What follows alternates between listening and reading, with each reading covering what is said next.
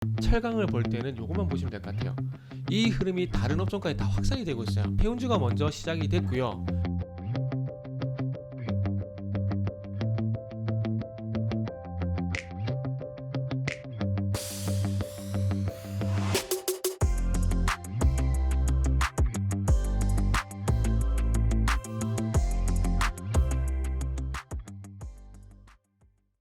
자, 반갑습니다. 알파프로 가족 여러분, 정태근 전문가입니다. 8월 4일 방송 한번 시작을 해보도록 하겠습니다. 자, 첫 번째 방송 종목은 포스코고요. 포스코라기보다는 그냥 철강, 철강이라 보는 게 좀 맞을 것 같습니다. 자, 그리고 방송 말미에는 히든 종목이 공개가 되니까 방송 끝까지 시청을 좀 부탁드리고요. 방송 보시고 난 이후에는 좋아요, 구독 부탁드리도록 하겠습니다. 자, 그리고 포스코 외에도 다른 종목들 방송이 많습니다. 다른 종목 방송도 시청을 부탁드리도록 할게요. 자, 그럼 빠르게 한번 시작을 해보도록 하겠습니다. 자, 포스코. 전에 말씀드린 대로 포스코라기보다는 철강이라고 좀 말씀을 드리고 싶다고 했는데 일단 철강이라 좀 보겠습니다. 그리고 화면 보시면서 말씀드릴게요. 자, 포스코 같은 경우에는 포스코랍니다. 그 철강주 같은 경우는 어저께 하락폭이 상당히 컸습니다. 그리고 철강주의 일주일간 등락폭을 보게 되면 철강주가 일주일간 3% 그리고 일주일간 오늘 1% 반등이 나와서 그렇지 지금 3% 3.8% 하락이거든요. 그래서 이거를 이렇게 업종으로 보고 철강 이렇게 하게 되면은 자, 이렇게 철강을 보게 되면 자 보세요. 이틀 동안 하락폭이 좀 크게 나왔어요. 8월 1일, 8월 3일. 8월 3일 같은 경우는 철강 업종 지수가 3.8%로 하락이 나왔고요. 7월 22일부터 반등이 나오다가 그냥 한순간에 힘이 좀 꺾여버렸습니다. 힘이 좀 꺾여버렸어요. 그래서 이 포스코뿐만 아니라 현대제철까지 갑자기 좀 꺾이는 흐름들이 나타나는데 이 부분은 종목별 뉴스를 보셔서 아시겠지만 이 중국에서 감산하는 부분들이 이 부분을 좀 보면서 말씀드리면 되겠네요. 자, 중국 철강 감산 규모 축소 가능성 등의 하락. 그 전에는 하반기 기대가 이런 얘기 나왔었죠. 2분기 그러니까 포스코가 2조 2천억 원의 영업이익을 기록을 하면서 하반기에도 상당히 좋은 흐름이 나올 것이다. 이런 얘기가 있었는데. 그거는 단발성이라 봐야 될 것 같아요. 단발성. 왜냐하면은 이 얼마 전 방송에서도 말씀드렸지만 일주일 전 방송에도 말씀드렸지만 포스코 같은 경우에는 지금 5월 11일 날 이미 추세가 꺾였다라고 보는 게 맞습니다. 제가 그러면서 보여드렸던 게 인플레이션 지수 그리고 산업용 금속 가격 이게 보여드렸잖아요. 자, 화면 잘 보세요. 지금 올해부터 보게 되면 쭉 상승을 하다가 5월 11일 전후로 해서 고점을 찍고 쭉 하락을 하고요.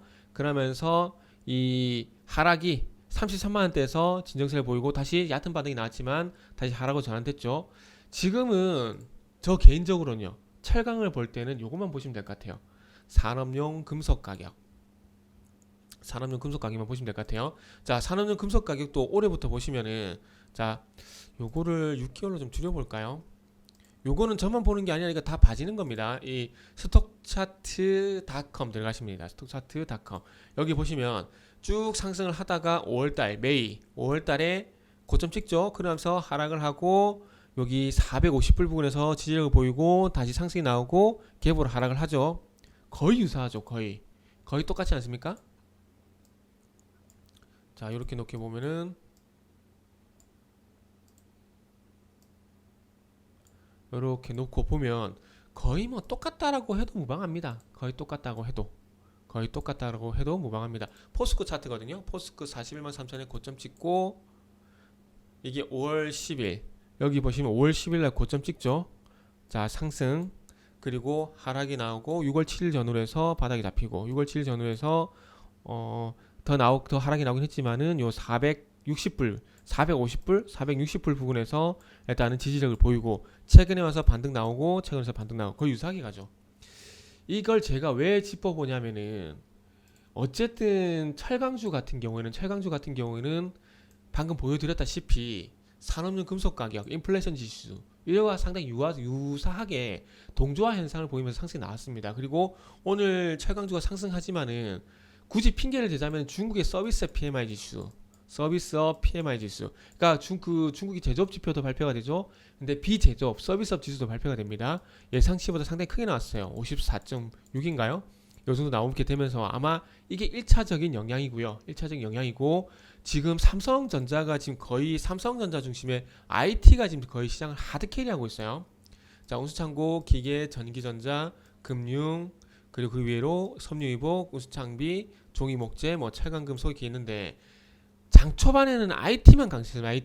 IT만 강세했다가 IT가 시장을 끌어올리니까 이 흐름이 다른 업종까지 다 확산이 되고 있어요. 그래서 지금 철강주하고요, 운수창고, 뭐 운수장비, 뭐 이런 철강 업종 이런 것들은 얼떨결에 지금 같이 올라가는 겁니다. 얼떨결에. 그렇기 때문에 오늘 반등이 나온다고 하더라도 결국 좀 전에 보여드렸던 산업용 금속 지수가 하락을 하게 되면은 어쩔 수 없이 하락을 한다 봐야 됩니다. 그리고 지금 보신 바와 같이 여기서 고점 대비해서 2.7%, 그리고 5.2%, 한 마이너스 8% 빠졌거든요.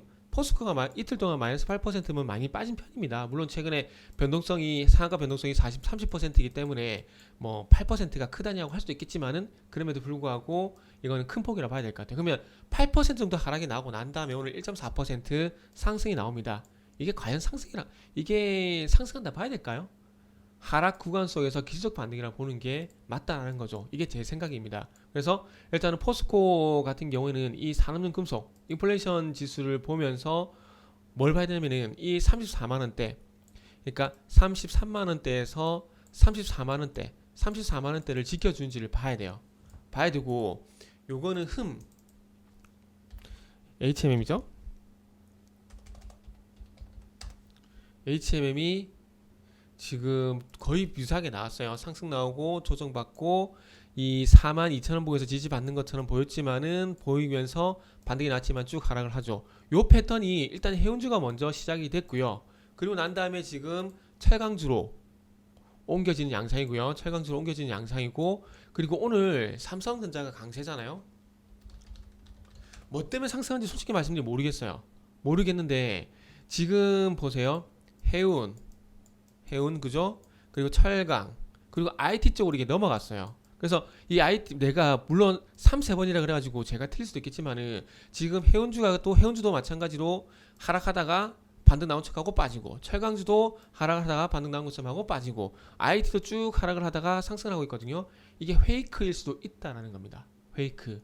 저는 그래서 조심해서 나쁠 게 없다라는 주의입니다. 그래서 이 삼성전자의 반등을 별로 신뢰하지는 않는 상황이고요. 다시 원점으로 포스코로 철강주로 돌아오게 되면 정리해 볼게요. 첫 번째, 산용 금속 가격을 포함한 인플레이션 지수가 어쨌든 5를 기점에서 하락하고 있는 추세다. 그런 부분들을 봤을 때 이 포스코도 철강주도 마찬가지로 연동되는 흐름이 있기 때문에 반등 가능성은 낮다. 그래서 기술적으로 봤을 때 이 33만원, 34만원에 대한 지지력을 확인하는 게 우선이다. 그러기 전까지는 포스코를 포함한 철강 같은 경우는 관망하는 게 맞다. 이렇게 말씀드리겠습니다.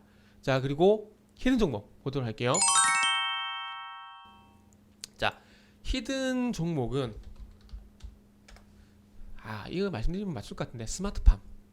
요것만 말씀드려도 맞출 것 같아요. 요것만 말씀드려도. 그래서 상당히 좀 불안한데, 이 히든 종목은 다시 말씀드리지만은 홈페이지에서 확인을 좀 부탁드릴게요. 자, 지금 보세요. 5일선과 21선 골든크로스 반등 나오고 다시 21선까지 내려갔죠. 그리고 난 다음에 이게 뭡니까? N자형 상승. 자, 21선을 지지받게 되면서 반등이 나오죠. 그러면서 21선까지 다시 안 내려가죠. 21선 추세에서 5일선 추세로 바뀌었고요.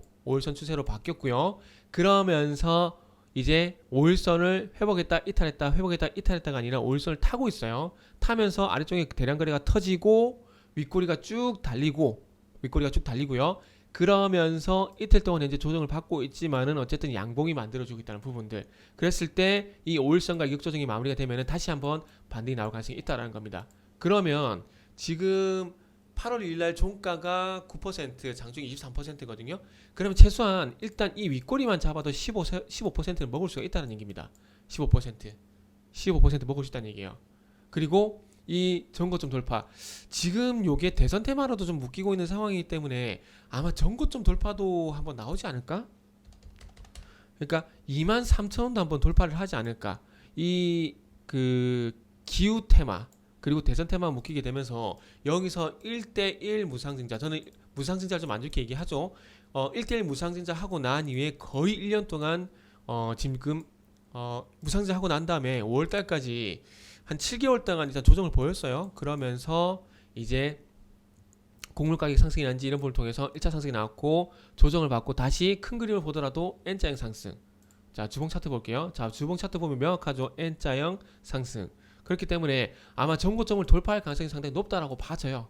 저 개인적으로는. 그렇게 본다라면은 일단 15% 잡았지만은 추가 상승이 나오게 된다라면은 여기서 플러스 알파는 무한대다. 라는 말씀을 드리면서 마무리하도록 하겠습니다. 아마 이 종목 얘기하게 되면은 그 맞추기가 너무 쉬울 것 같아요. 그래서 일단 이 정도만 말씀드리고 마무리하도록 하겠습니다.